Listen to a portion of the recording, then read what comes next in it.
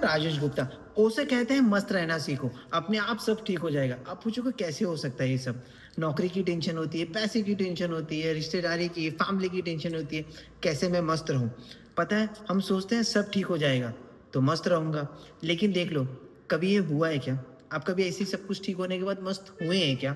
क्योंकि लाख अगर आपके पास लाख आ गया तो आप 10 लाख का सोचेंगे। ये मन है, ये खेल खेलेगा, ये कभी खत्म नहीं होने वाला। जीवन का एक सच है जो स्कूल और कॉलेज में नहीं सिखा गया। इनफैक्ट हमारे माता पिता को भी नहीं पता है, उन्हें भी ये नहीं सिखाया गया है।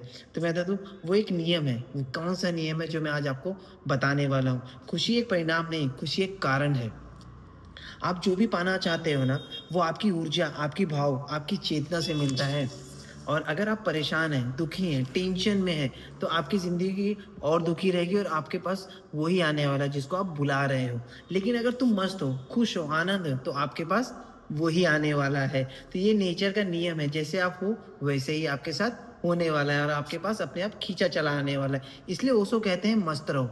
बहुत सही कहते हैं, बिना किसी शर्त के, बिना किसी कारण के। दिमाग में आता होगा ना, बिना कारण के कौन सी खुशी होती, लेकिन असली खुशी भी ना बिना कारण के है, जो असली खुशी मिलती है। अगर कोई कारण हो तो कल वो कारण चला भी जाएगा और आप फिर से खुशी नहीं रहोगे, वो खुशी फिर से खो जाएगी। तो लेकिन आप बिना कारण के मस्त हो तो आपकी मस्ती ना कोई नहीं ले सकता। अगर आपके पास कोई कारण है ना, वो कल ना कल चला जाएगा, एक हफ्ते बाद चला जाएगा। लेकिन आपके पास कोई कारण नहीं है, आप बिना उसके मस्त हो, तो अपने आप वो मस्ती बनी रहेगी। अब समझाना मस्ती का मीनिंग क्या, मतलब क्या होता है। सबके बड़े ज़्यादा बोल रहे हैं मस्ती तो बोल रहे हैं, लेकिन इसके मीनिंग का मतलब क्या होता है? मस्ती का मतलब ये नहीं है कि आप पागलों की तरह मस्त रहो, नाचो। मस्ती का मतलब ये है कि अपनी ज़िम्मेदारी से भागो मत। बोलते हैं ना, बहुत लोग बोलते हैं कि ये ऐसा नहीं कि ज़िम्मेदारी से भाग जाओ। मस्ती का मतलब है जो क्षण में हो, जो पल में, वही पूरी तरह जीना। जिस पल में हो, जिस सेकंड में हो, जिस मिनट में हो ना, उसको उस तरीके का जीना बहुत ज़्यादा है। इस पल को जो भी हो रहा है ना, उसे पूरी तरीके से स्वीकार कर लेना, संघर्ष छोड़ देना, लड़ाई बंद कर देना। देखो, सुबह से शाम हम लड़ ही रहे हैं। चेक करिए, आप खुद से, ये बोलते हैं ना, ट्रैफिक से लड़ रहे हैं, बॉस से लड़ रहे हैं, पत्नी से लड़ रहे हैं, बच्चों से लड़ रहे हैं, खुद से भी लड़ रहे हैं। ये लड़ाई आपको मार डालेगी, अंदर ही अंदर आपको खा जाएगी। मस्ती का मतलब यही नहीं कि लड़ाई छोड़ दो, जो है उसे स्वीकार कर लो, और जो नहीं है उसे भी स्वीकार कर लो। आप जो भी हो उसे उतना ही सच है। जहाँ पर आप बैठे हो, सांस ले रहे हो, जीवन उसी को स्वीकार करना बहुत ज़रूरी है। जिस पल में हो, जिस क्षण में हो, जिस पल सांसें ले रहे हैं ना, उसे स्वीकार करना बहुत ज़रूरी है। ये काफ़ी है मस्त रहने के लिए। बाकी सब, बोलते हैं ना, बाकी सब मन की कल्पना है। आप ज़रा सोचिए, कभी बोलते हैं ना, आप कभी आप चिंता करने लगे, कोई प्रॉब्लम का सॉल्यूशन मिला है क्या? कभी आप टेंशन में थे तो कुछ चीज़ का सॉल्यूशन मिला है क्या? चेक करना, आप अपनी ज़िंदगी में जितनी बार टेंशन किया होगा ना, क्या हासिल क्या होगा? एक, बोलते हैं ना, एक भी प्रॉब्लम टेंशन लेने से कम हुई है क्या? अब जिसको ज़्यादा परेशानी, जिसको ज़्यादा प्रॉब्लम समझते हैं, क्या लगता है आपको उस चीज़ का हल मिला है क्या? आप चेक करना, आपको कभी उस ज़िंदगी में हल मिला ही नहीं है। टेंशन लेने से प्रॉब्लम और बढ़ती चली गई है। तो जब आप चिंता में होते हो ना, तो बोलते हैं ना, बुद्धि कम होने लगती है। लेकिन जब आप शांत होते हो, मस्त होते हो, रिलैक्स होते हो ना, अचानक समाधान, सॉल्यूशन दिखने लगता है। आप कभी भी, आप जब अपने मन को शांत रखते हो ना, जब रास्ता साफ रहता है ना, तो अपने आप सब कुछ दिखने लगता है। क्योंकि दिमाग शांत और साफ है ना, तो इसलिए ओशो कहते हैं चिंता छोड़ो और मस्त रहना सीखो। ये समझदारी आपकी ज़िंदगी को गंभीर बना सकती है। वो छोटी चीज़ आपको बड़ा बनने लगती है। आप कभी भी जो छोटी-छोटी चीज़ को अगर आप बड़ा बना ले रहे हो ना, तो आप हमेशा परेशान रहेंगे। तो आपको अगर कोई गलत शब्द बोलेगा तो आप हमेशा परेशान रहेंगे।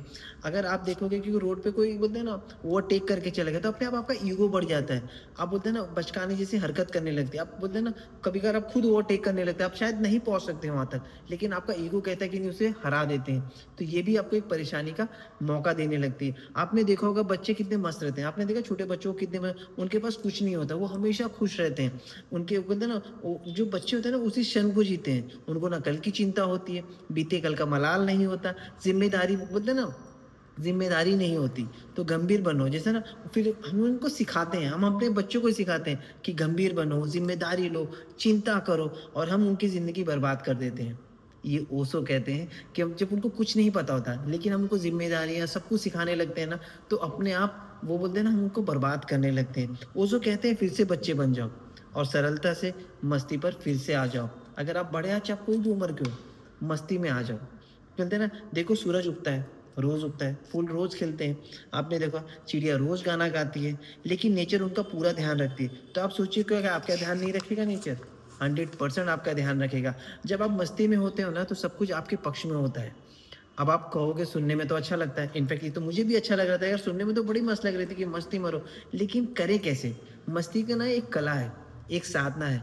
सुबह उठो और कहो, आज मैं मस्त रहूँगा। रोज़ अपने आप से रोज़ कहिए कि आज मैं मस्त रहूँगा। सुबह उठो और हमेशा ये करो, कुछ भी हो, मैं अपनी मस्ती में रहूँगा। दिन भर जब बोलते हैं ना, कुछ भी मेरी लाइफ में आज कुछ भी घटे, मगर मैं मस्ती में रहूँगा। दिन भर जब याद आए, तो गहरी साँस लो, मुस्कुराओ और जब गुस्सा दिलाए ना, तो रुको और गहरी साँस लो, फिर से मुस्कुराओ। कभी कोई गुस्सा दिला दे ना और हल्का सा मुस्कुरा दीजिए। देखना अपने आप धीरे-धीरे मस्त हो जाओगे। तो ये क्या मतलब ये सोचो कि छोटी-छोटी बातें हैं, लेकिन मस्ती बहुत ज़रूरी है। धीरे-धीरे तुम्हारी आदत बन जाएगी, हैबिट्स बन जाएगी और जब आप पाओगे ना तो आप अपने आप को मस्ती में पाओगे, समझ रहे हैं? और जब मस्त रहते हो ना तो ये मस्ती दूर से ना आपको मतलब जो आपके आस-पास रहेंगे, जो वो ना वो सब फैलने लगेगी। अगर आप खुश हैं ना तो आपके आस-पास वाले लोग भी खुश हो जाएँगे, उनके आस-पास प्रभावित होने लगेंगे और ये इतना शांत क्यों है? वो हमेशा सोचेंगे इतना शांत क्यों है, मुस्कुराता क्यों है? मुझे भी इसकी तरीके का ही बनना है। आप क्या कर रहे हैं? आप लोगों को प्रभावित कर रहे हैं। मैं ये नहीं कहता कि मस्त रहना या सब परेशानी गायब हो जाएगी। उसे कहते हैं कि मैं ये नहीं कहता कि आप मस्त रहेंगे तो आपकी सब परेशानी गायब हो जाएगी। ऐसा नहीं होने वाला। लेकिन क्या होने वाला है पता है? जीवन में वो प्रॉब्लम आती रहेगी, लेकिन जो बदलेगा वो तुम्हारा नज़रिया बदलेगा। आप समझ रहे हैं?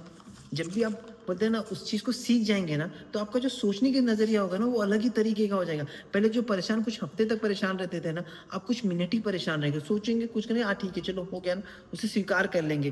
पहले जो तूफ़ान आपको तोड़ देता था, वही आपको हिलाए बोलते हैं ना, वो सिर्फ़ आपको हिलाएगा, आपको मजबूत हो जाएगा। आप अपने आप मजबूत होते चले जाएँगे और असली जीत यही है, बाहर के तूफ़ान को ना अंदर आपका शांत होना बहुत ज़रूरी है। बाहर कितनी भी तूफ़ान चलती हो, आप चेक करो, ऑफ़िस में कहीं पर भी हो, आप कुछ भी करते हो, आप घर का सोचने लगते हो।